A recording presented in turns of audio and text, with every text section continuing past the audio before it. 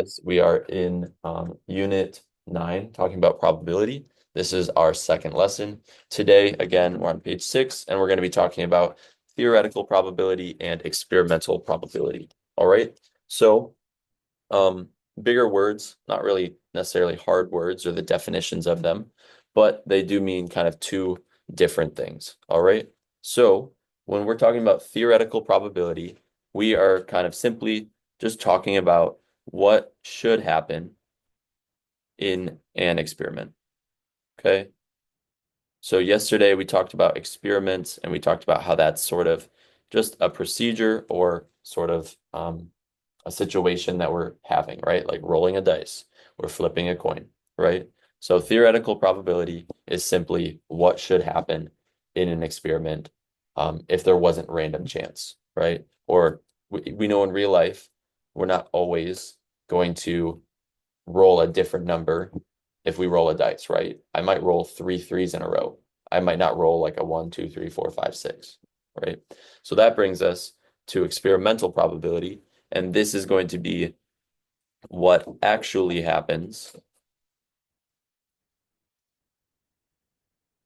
in an experiment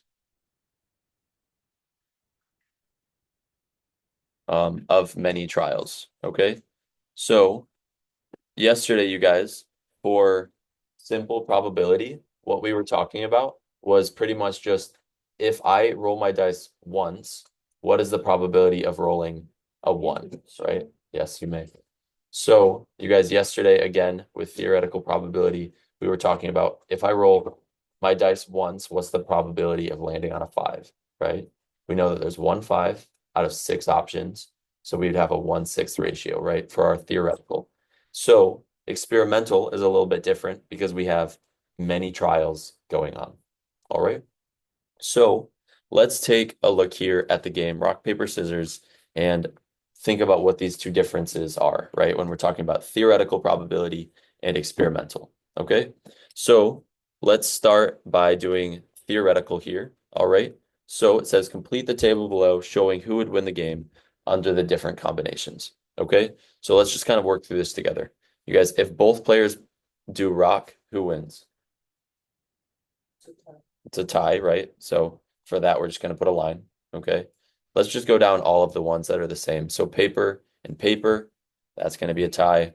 Scissors and scissors, that's going to be a tie. Okay. So these three sort of diagonal in the middle are all ties if we're playing this game theoretically, right? Like this isn't an actual experiment. This is just what should happen, right?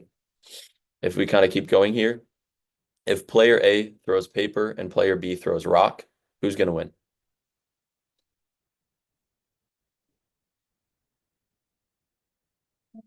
A, right? If you guys haven't played in a while, paper covers up the rock, right? Paper wins. So A would win because A is playing paper right here. Maybe you were looking over here, right? So let's just kind of go down the rows. All right. If player A throws scissors and player B throws rock, who's going to win? B, right? The rock's going to break those scissors. All right. Now looking on this side, if player A throws a rock and player B throws paper, kind of like what Jenna was saying, player B is going to win, right? That paper from player B is going to cover up the rock. We keep going here. If player A throws scissors, player B throws paper, the scissors are going to cut the paper, so player A is going to win. And then these last two here, if player A throws rock and player B throws scissors, the rock is going to break those scissors. And then here, player A throws paper, player B throws scissors, player B is going to cut that paper. All right.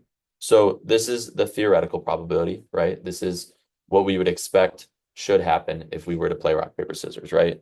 And with that, we have probabilities connected to them. Okay. So you guys, first of all, I think it's easy to kind of say what the total is first. So what are the total number of things that could happen here if we look at our chart?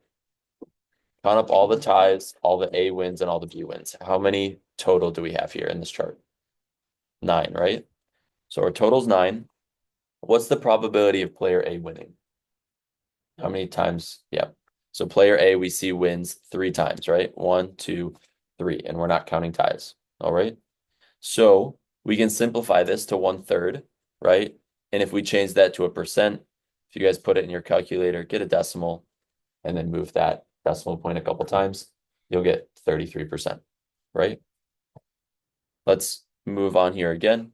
What is the probability of player B winning? So again, we know the total's 9. We know that B shows up 1, 2, 3 times. So same as player A, right? They have a 33% chance of winning. Okay. And then lastly, probability of a tie. We know there's 9 total options. We've got 1, 2, 3 ties. So again, we've got 33% chance of winning. All right. You guys, just looking at these right here, I think it's important to notice that like these are rounded, right? If we add 33 plus 33 plus 33, that gives us 99, not 100%. But again, this is a 0.3 repeating for each of these percentages, right? So we're just rounding a little bit. But when we're just talking about probability, it's okay to round those numbers just a little bit, okay? Just to kind of make sense of it. Okay, so each of these options, there's an equal chance of those happening. Is this what's going to happen every single time we play rock, paper, scissors? No, right? There's going to be times when one player wins more games than another, right? So what I want to do for experimental probability here, find a partner. I don't mind if you guys just really quickly move around, but only if you guys are listening, okay? If it gets too disruptive, we're just going to do table partners, okay? So find somebody next to you, find somebody to play rock, paper, scissors with real quick. Yeah. Right. Like, face each other. Or you can stand up and All right, you guys, we're going to be playing. Yeah, you can go. You guys, we're going to be playing. You can join us. We should have 12 people, I think. Max, you want to play with Steven? Sweet. And then Evie and Chloe, I think, are playing. Sweet. Everybody has a partner. Awesome. Hey guys. Yes, you guys listen up. Listen up. Yeah, you guys, you are gonna need a sheet, okay? So as you guys are moving around, hi, scoot in, thank you. You guys, as you're playing, you guys, it's not best of 3, it's just 25 like rock, paper, scissors, throw it, okay? So you guys are gonna be doing it 25 times, all right? You guys keep track. Yeah, do tallies, that'll probably be good, all right? And then you can write the total number here in a minute, okay? So yeah, somebody has to be A, somebody has to be B. And then if there's a tie, mark that as well. All right. You guys can get going. And once you get 25, just sit still for a little bit, okay? Rock, paper, scissors right now. I forgot this. OCD. Hey, Kylie, put it away. I don't know why I think it's so like.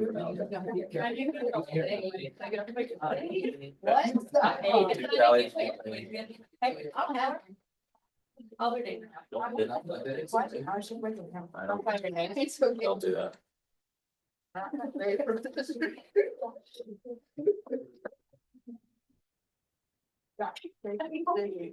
That laugh. Wow. It's really cute. No one was Holy. Yeah, yeah. So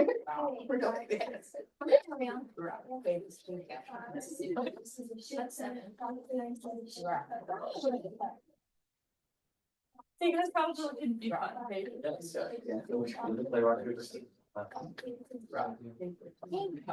Yeah.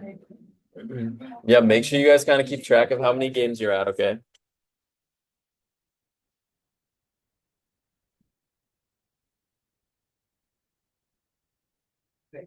If you guys stop at 25,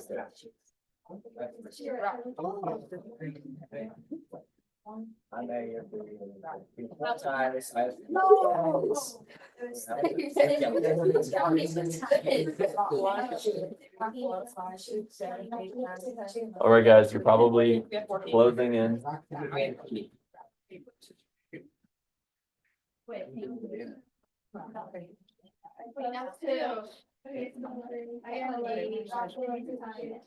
No. Yeah. like, I'm gonna put a win for that one. Yeah, wait for me. Make sure you guys have the same number here.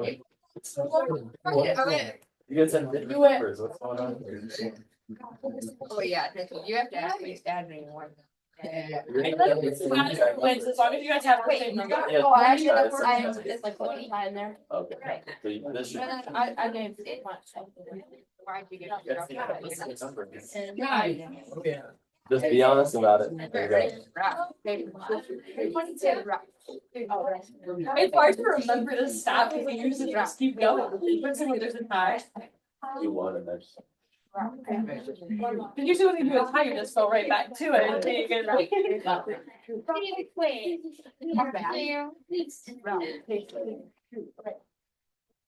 All right, guys. So once you get done, move back to C. Me and Johnny should go. We got 24 times. I won one game. All right, guys. Make sure you've done 25 and make sure your partner and you have the same numbers, okay?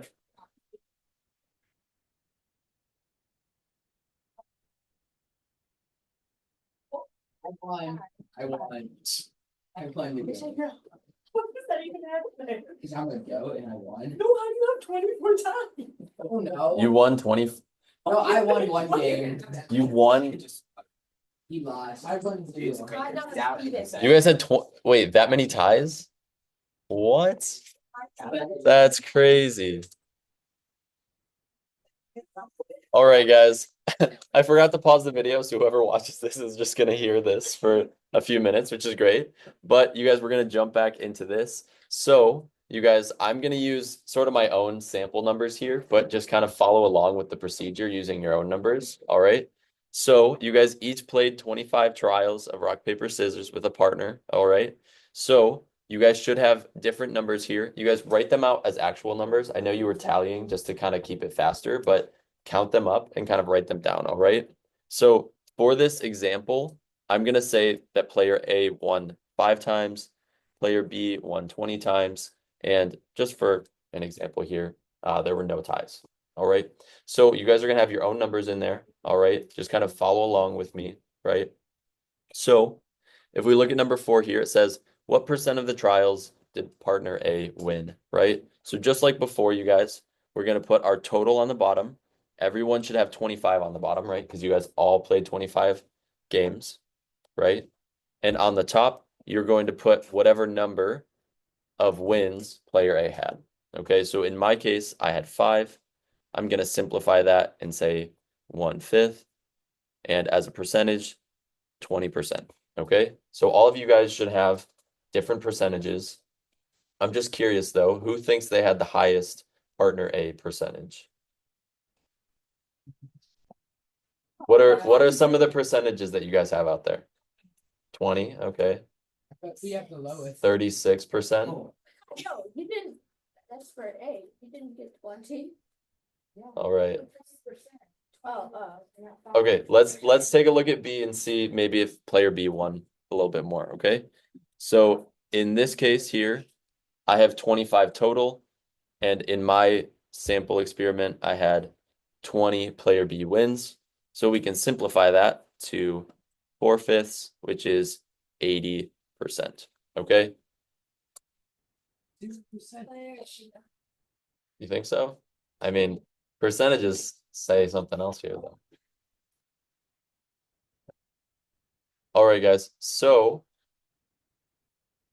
these are my percentages. Maybe you guys have something a little bit different. And then lastly, you guys, how many resulted in a tie? For me, I had 0 ties out of 25. So that is just going to be 0%, right? And again, all of your situations should add up to 100%, or the sum of those probabilities add up to 1, right? If I add 5 plus 20, that's 25 over the total of 25. That's why I have 100% in just these 2 trials here. All right. So you guys kind of all together now. Do we think that the theoretical results match the experimental results? No. No, right? They absolutely do not, because we can see our percentages are different here. All right. So you guys, how could we make these experimental results a little bit closer to the theoretical? What would make these numbers look more like this?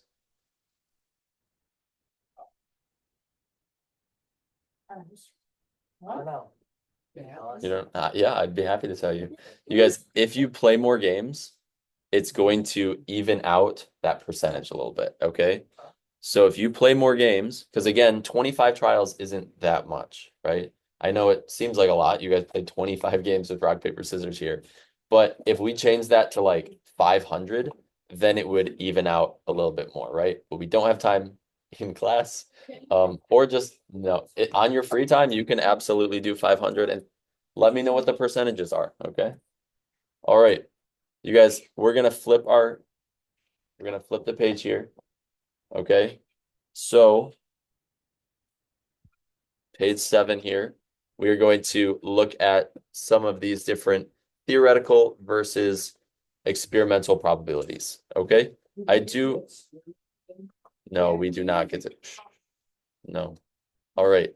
So you guys, I only want to do a few on this back page just to make sure that you guys have enough time to kind of work through some of the homework problems here in class. Okay. So, yep, I am. All right, guys. You have all weekend. Hey, guys, thank you. I'm trying to teach here. All right. You guys, the table shows the results of rolling a standard dice or die 50 times. All right. So we have these different results here, 1 through 6, and here's our frequency. So you guys, before even answering these questions, is what we're looking at right here, is this theoretical or is this experimental? Look at the frequencies. Are they all the same? No, right? It's experimental. This is something that happened when we actually did the experiment. Okay. You can tell because if it was theoretical, each of them would be about an equal percentage of happening, right? So, you guys, what is the theoretical probability? And again, just remember what these things mean, right? Of rolling a 4.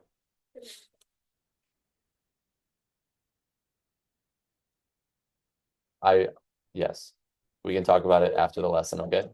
So you guys, if we're talking about theoretical probability, we're talking about the total number of outcomes, right? So there's 6 sides to the dice. So we have a 6 on the bottom.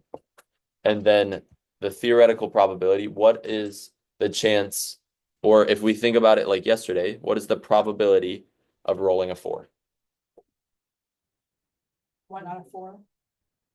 Well, there's 6 sides to a dice, right? So 1 out of 6, right?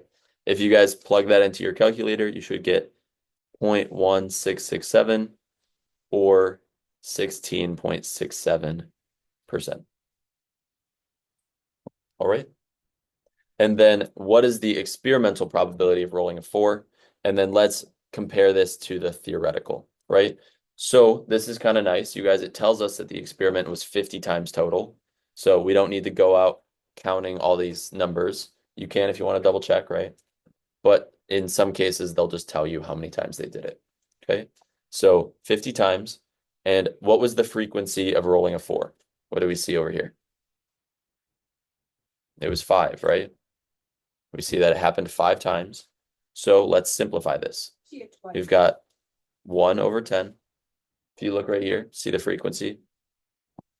It happened 5 times, right? That's why we have 5 over the total of 50. Okay. So you guys, we can simplify this, and that's going to give us 10%. Okay. So again, you guys, our theoretical is different than our experimental. Okay. Yeah, Abby.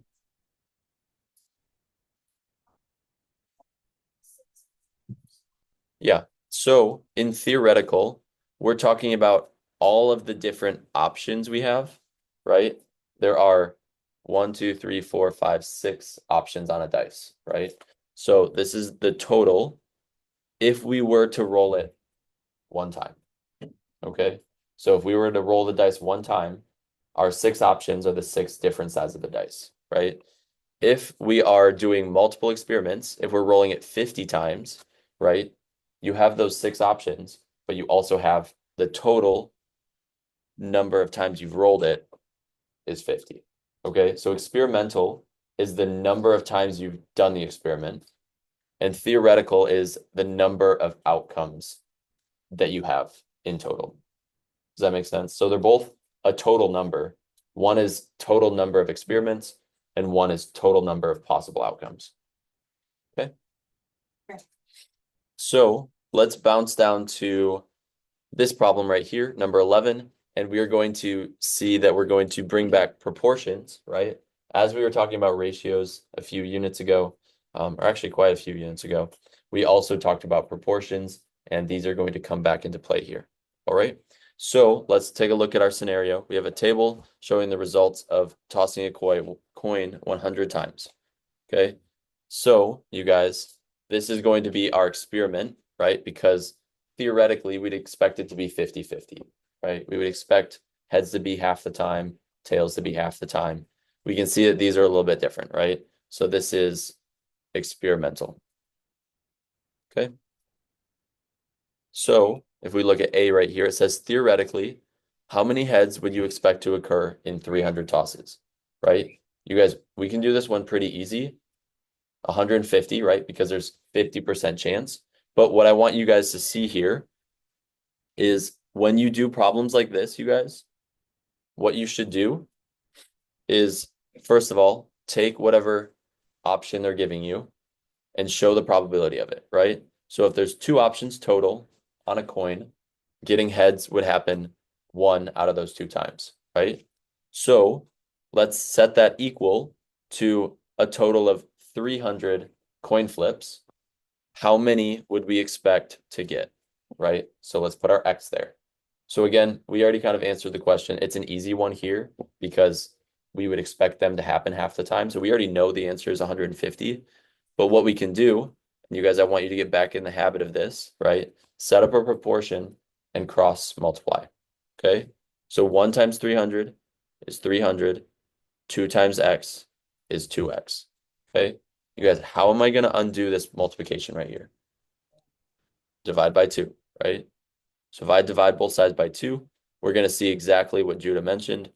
We would expect it theoretically, right, to happen 150 times if we did it 300 times, right? Does that make sense?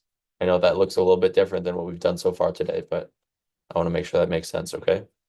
And then we can go even further and kind of do another proportion here. Hopefully this one will help us out just a little bit more. All right. So based on the experiment, how many heads would you expect to occur in 300 tosses? Okay. So this isn't theoretically, this is based on the experiment. So let's look at our experiment. How many total times did they toss the coin in number 11 for the experiment? How many times did they do it?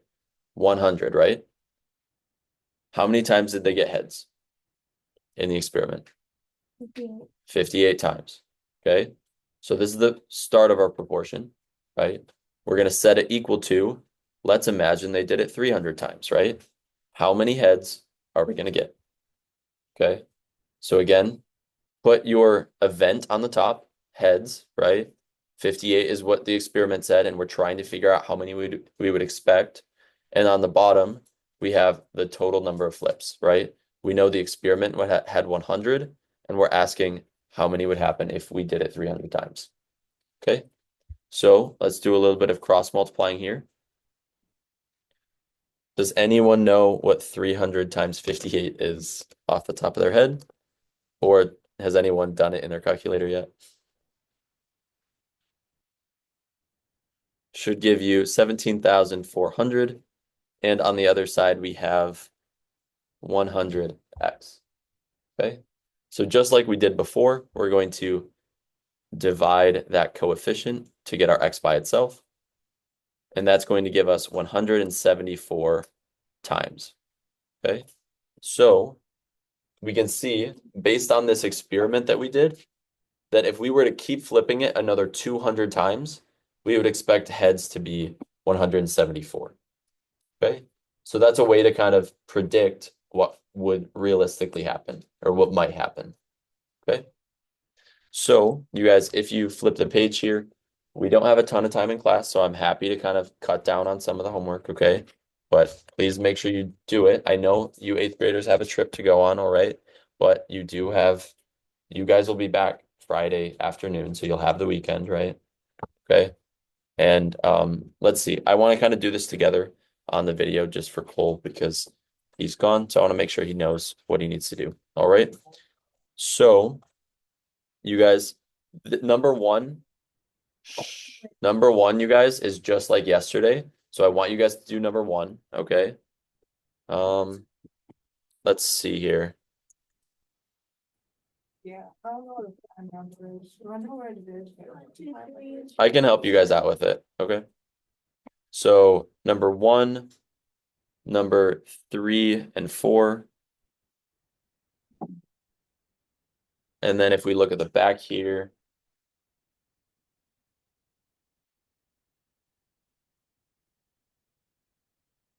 yep. Yeah. And then,